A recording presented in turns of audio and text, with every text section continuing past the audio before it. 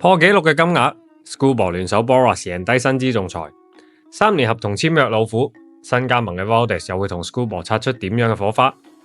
大家好，我係陪你一齊睇波 Derek， 關注我，了解大聯盟相關資訊，挖掘更多棒球場內外趣聞故事。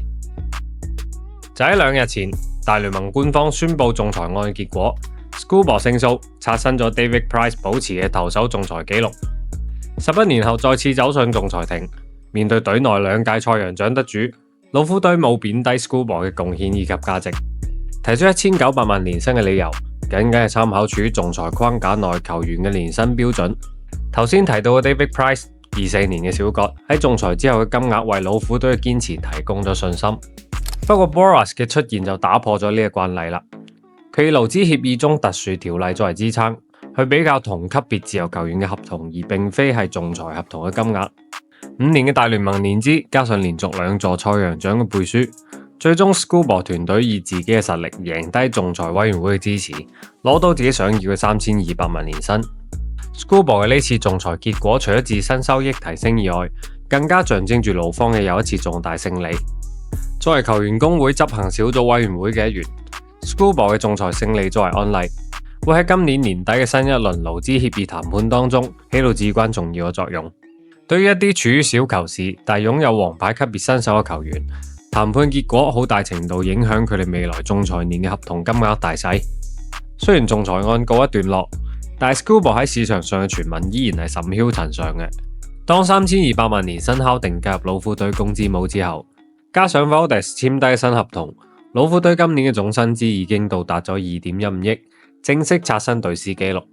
考慮到 Screwball 嘅實力，今年仲有機會繼續衝擊連續第3座賽揚獎。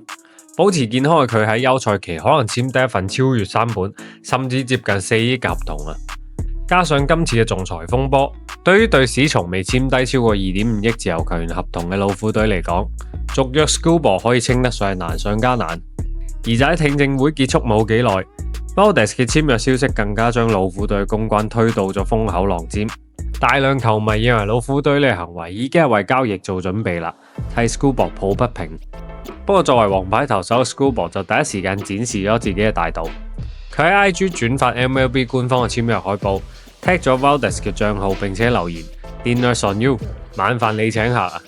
不到24小時之後，當仲裁小組宣布 Screwball 勝訴。Jack Flaherty 同樣發布咗 IG 動態，引用當年 Michael Jordan 同 Dennis Rodman 嘅奪冠慶祝截圖，為2位起提3000萬年薪嘅左投雙子星舉杯慶祝。無論過去1個月針對老虎隊同 Screwball 之間嘅猜測同傳聞有幾激烈，呢場仲裁風波已經落下帷幕啦。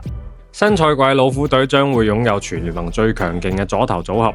而佢哋亦都做好準備，帶領呢支老虎繼續衝擊季後賽嘅席位。對於即將到嚟嘅2026新賽季 ，Screwball 究竟會唔會陪伴隊伍走到最後，或者交易截止日之前，我哋就會得到一個答案。你認為 Screwball 今年會唔會被老虎隊交易？今年嘅老虎能否再次殺入季後賽呢？歡迎喺評論區留低你嘅諗法。如果中意今期嘅視頻，記得點讚、收藏、關注，支持我繼續更新。我係陪你一齊睇波 Derek，我哋下期再見，拜拜。